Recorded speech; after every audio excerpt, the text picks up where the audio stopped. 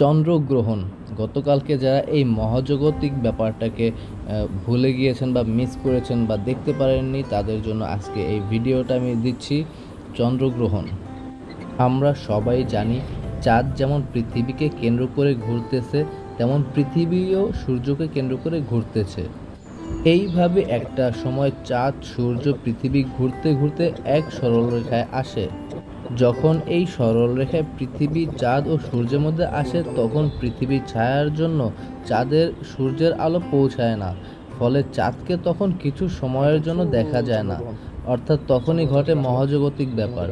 পৃথিবীর পৃষ্ঠে কোনো দর্শকের কাছে চাঁদ আংশিক বা সম্পূর্ণরূপে কিছু সময়ের জন্য অদৃশ্য হয়ে যায়, তখন একে সংক্ষেপে বলে চন্দ্রগ্রহণ। এই সময় পৃথিবী সূর্যকে আংশিক ঢেকে নিলে পৃথিবীর জন্য চাঁদকে আংশিক দেখা যায় না, একে আংশিক চন্দ্রগ্রহণ বলে। আর পৃথিবী সূর্যকে পুরোপুরি ঢেকে নিলে পৃথিবীর জন্য চাঁদকে পুরোপুরি দেখা যায় না, একে বলে পূর্ণ চন্দ্রগ্রহণ।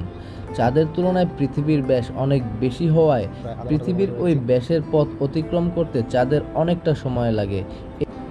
এই জন্য সূর্যগ্রহণের স্থায়িত্ব কয়েক মিনিট হলেও চন্দ্রগ্রহণের স্থায়িত্ব 2 থেকে 3 ঘন্টা পর্যন্ত হয়ে থাকে।